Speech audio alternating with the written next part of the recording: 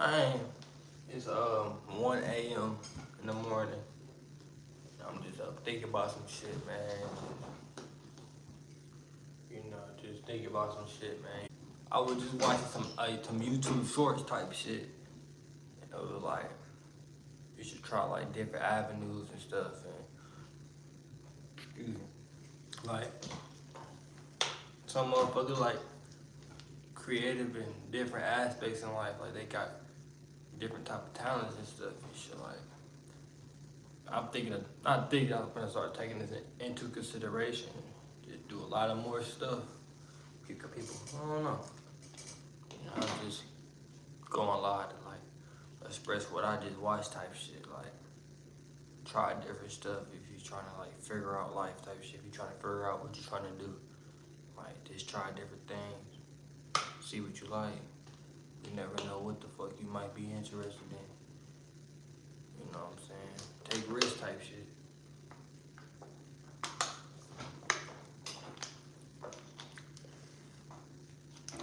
Man, that nigga just be, I don't know, man.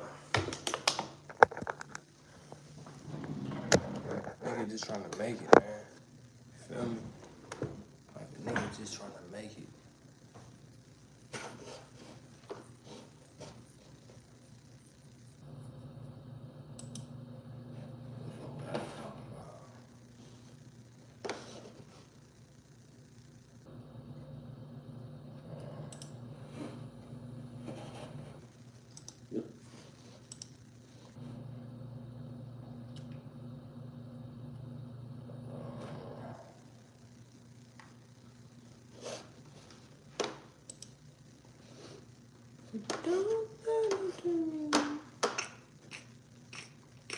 Don't matter to me, don't you see?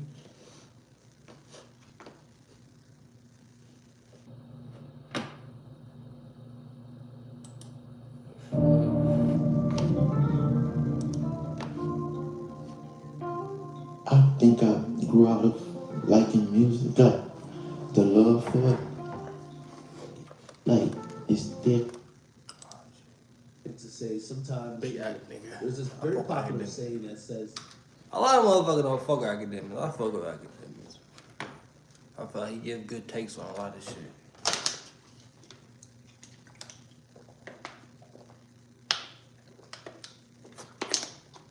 But water hit different when it's cold. you know, if you look at Malcolm X, like 5 years or 20 years before he died, you would call him criminal, you call him this, you call him that. If you look at him at the time he died, you call him a revolutionary, you call him a leader, you call him someone who wanted change.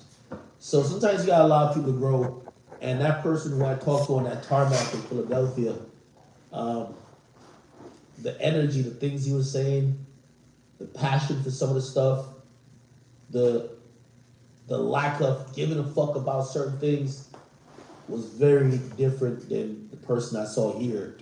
And that's part of growth. So let me play this a little bit, and then I'm gonna get to read the article a little bit, right? You did it. Nothing's wrong with you. You're okay to walk this earth. You're not a bad person. You're not someone who's fucking it up.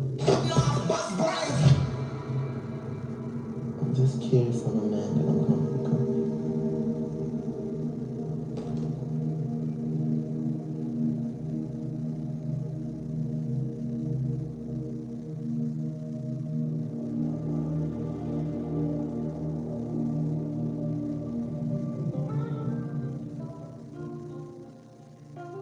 I think I grew out of liking music, like the love for it.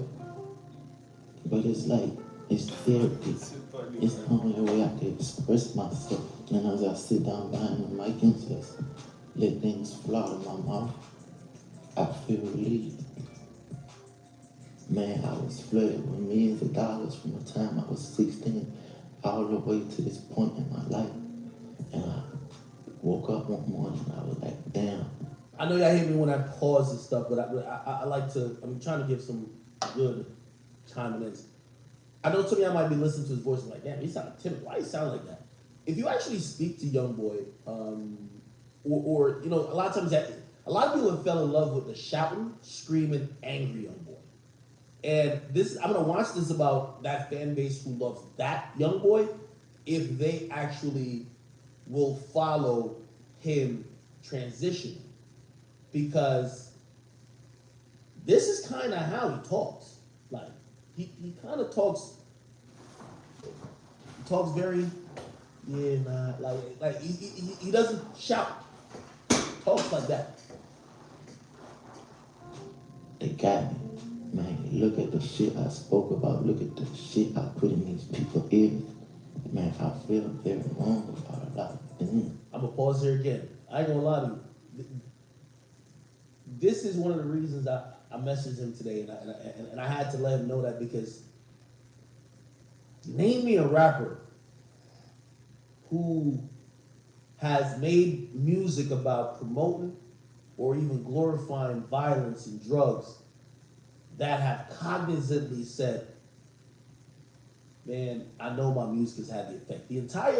Most of musicians usually hide behind 1,000 excuses why not to take accountability for how popular their music is when their music is promoting things that might not be the best things.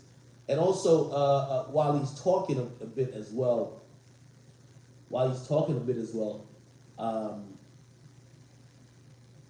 when he says the stuff about the music, you just watch his body and his demeanor. Here we go. They got me. Man, look at the shit I spoke about. Look at the shit I put in these people's ears. You see right there?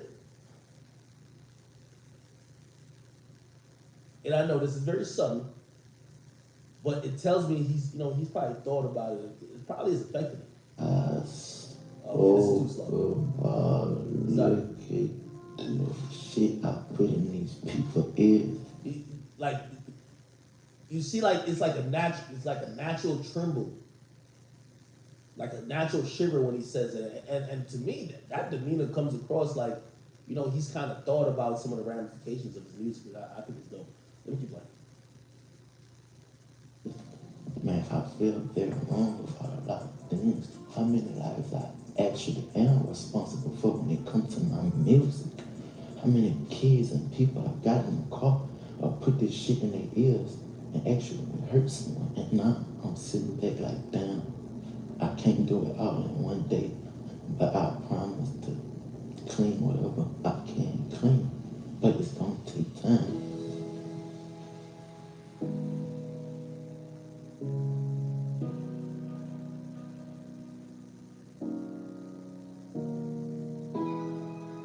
I actually want to get rid of all of these cars. I can't drive any of them. I think I'd rather just fill my garage with antique cars until I do get a little freedom where I can double back and purchase some of these where I can have my fun.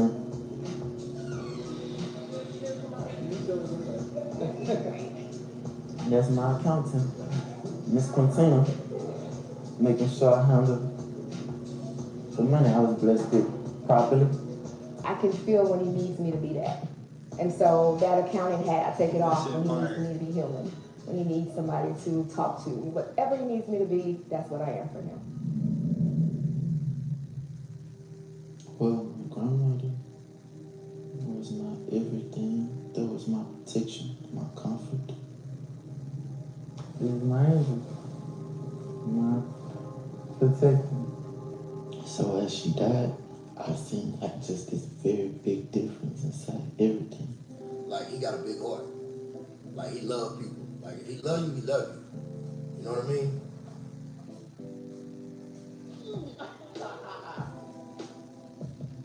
One of his good friends brought him over to me, and after one session, he was like, man, he doesn't really mess with nobody, but he likes you.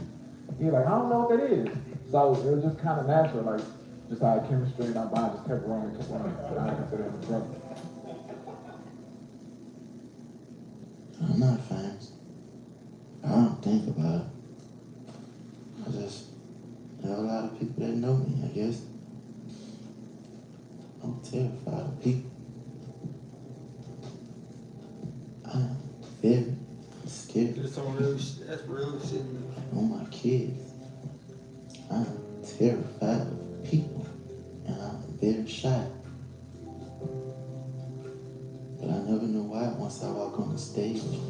to get done and leave. But I'm terrified of people. People are cruel.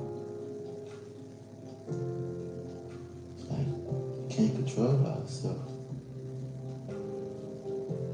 So you never know what someone will do you. I always,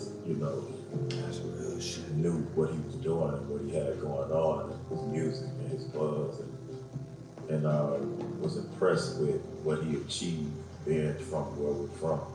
And I mean, they are some of the hardest working people in the music business. I think his legacy will be himself. He's not going to be compared to anybody. He's setting the tone and standing out by his work ethic. I always wanted to be a rapper. This was always my dream. I never had a plan B. Just what I was set on becoming. That's what it was.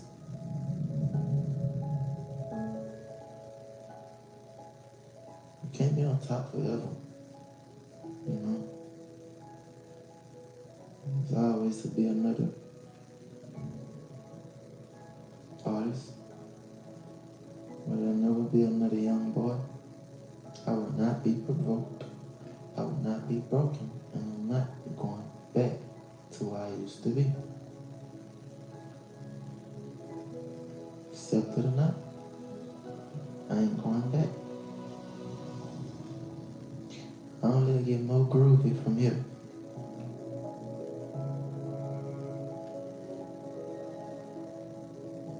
But I walk out this door, it's gonna be a whole lot of doing.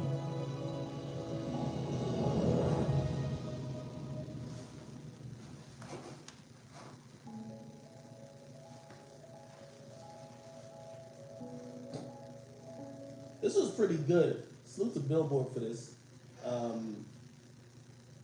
It's actually kind of interesting that it took Billboard for him to kind of get this feature. The article is really interesting as well, right? I'm gonna try to read some of it.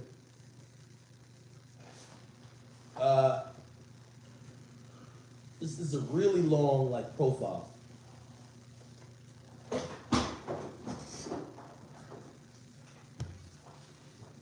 It gives us some insight about him. I'm gonna try to get to the interesting part. We're not gonna read the whole thing.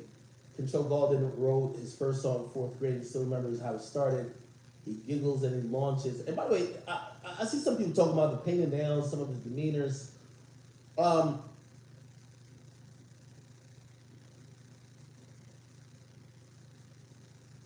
don't know if YoungBoy ever really took hard drugs like that. But a lot of what I believe we're seeing with YoungBoy is somebody who is finally down from all the bullshit. I think there was a point he was numb to certain shit. And I think he started feeling it. And that's often the feeling of drugs when you constantly take it. Like it'll numb you from sometimes trauma, sometimes mental stuff you go through. It might numb you from a lot of things in your life. But and maybe that numbness could be seen by fans to be like, damn, this nigga don't give a fuck, right? And honestly, to tell the truth, fans love when they see an artist where they're like, he don't give a fuck. To keep it real, a lot of the conversations that surrounds some of the artists like YoungBoy, and I'm talking about rappers who rap about certain type of content, people always having this conversation about who's the toughest, right? So like whoever gives the fuck the least is the toughest in your mind, right? And yeah, maybe some people are legit psychopaths. Like it appears that King Von was just a psychopath, right? But maybe certain people are they're self-medicating themselves so much they appear to be that. And not that one is more than the other, but I think this article was really dope because it showed, it made you understand a lot of YoungBoy's actions were reactions to things that happened in his life. He wasn't just born some nigga who was rapping about, yo, he can't wait to kill people. You know what I mean? Anyway, it says you're in 4th grade, he still remembers how it goes, and giggles and launches in. He says, it goes, pussy niggas always say in my face, bang, bang, bang. There you go, the murder case, and I keep saying it. So growing up in North Baton Rouge, his mother, an amateur rapper herself, under the name Miss Sharonda, would bring Kentrell and his older sister to watch her neighbor record in their home studio. His father was sentenced to 55 years for armed robbery when he was 8. Goddamn. Years later, when a teenager, Golden was locked up himself for a 2014 robbery charge, he received a letter from another jail. From his father telling his son about his own musical dabblings. I never had a plan B. This is what I was set on becoming.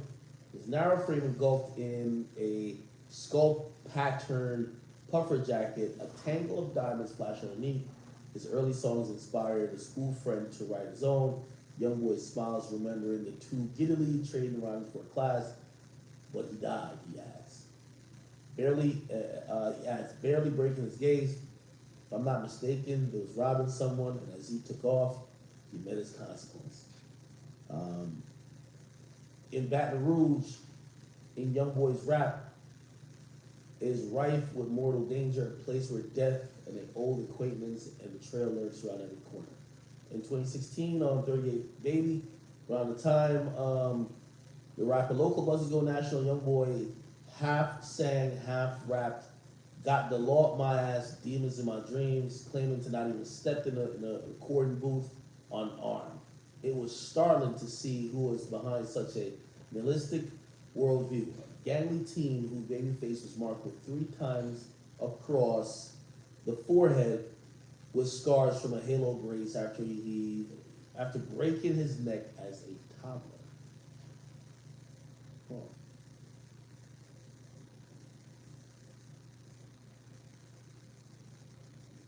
Is that why he has a dent in his head? I don't know. Okay. Artist Partner Group CEO Mike Karen, who worked for years with Youngboy's former label Atlantic, and the artist owned Never Broke Again imprint, remains his publisher. Never Broke Again, and remains his own publisher, right? Remembers his first time seeing the 38 Baby video. The intensity was so powerful. Okay, we don't care what that means. No disrespect. Let's go with some other shit. Okay, it was his pain music. In particular, that drew the first attention of Kyle Montana, Claiborne, a wisecracking 36-year-old Baton Rouge native. Youngboy's songs were only available on YouTube in 2016 when the two met. Montana was twice Youngboy's age. The music hit him hard. I wasn't a rapper, but I wanted to live like a rapper, he says. And with no real industry experience, he became a 16-year-old's right-hand man, driving hours to show for 500 pop. Youngboy's buzz was steadily building on YouTube and Instagram, back when followers was really organic, Montana stresses. Meanwhile, he was recording enough music to drop an album per week, propelled by a private urgency. The Never Broke Again label was created in Montana's name since Youngboy was a minor. Today, they share ownership of the company, which partnered with Motown in 2021. A year ahead of Youngboy's solo deal with the label. In 2016, the pair traveled to New Orleans to meet in a parking lot with Fee Banks. Yeah, Fee's like pretty much one of the guys in the who helped Lil Wayne launch Young Money label and managed Gates to stardom. Banks saw Youngboy as similar greatness and immediately took over as his manager. Youngboy was moving so fast, but there had a lot of drama attached to him.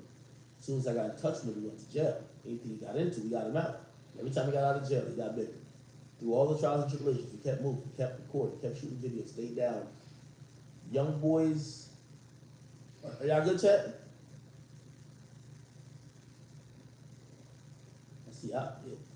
Yeah, I see a couple people arguing about ads and stuff like that. Yo, if you have any gifters, man, try to bless them boys, man.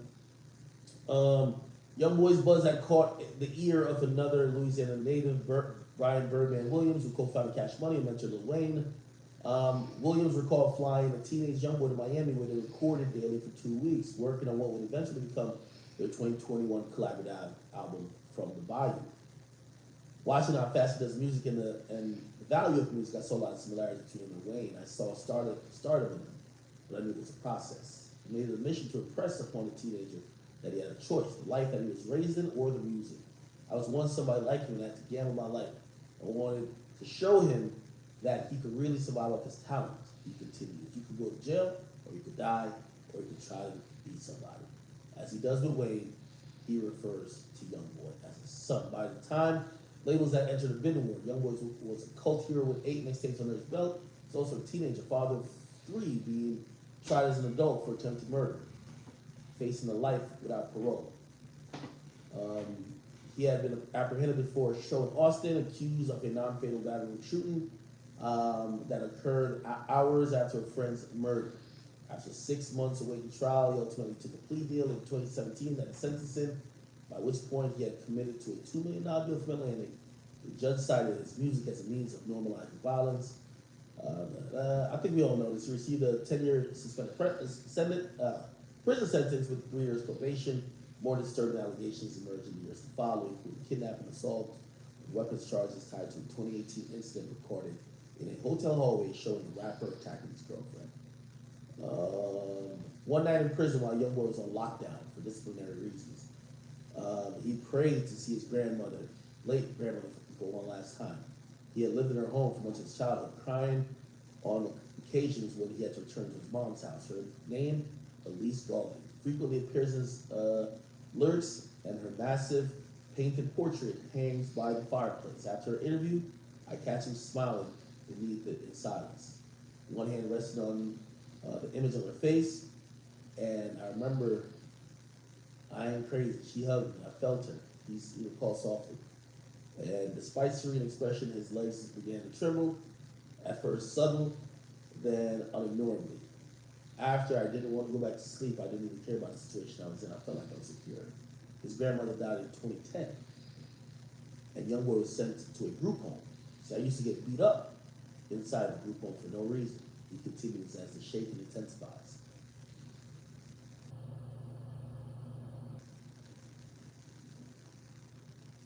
Though his quiet voice never falters.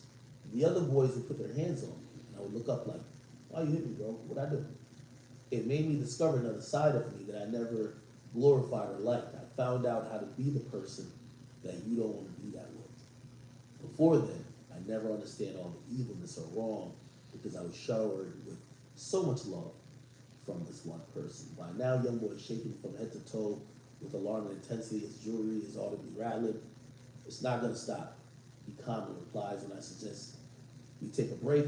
Quintina, who began as his accountant and now appears to also function as a surrogate mother, kneels beside his chair and holds his hand. I'm okay, Youngboy assures her, composing himself. Although the trembling continues, he focuses his gaze. I'm very scared right now, he confesses. It's just natural. I'm not big on people. For most of his life, expressing or explaining himself as has taken place behind a microphone. I never knew why once I walked on stage I could get Hey, y'all bless her. Trust the process.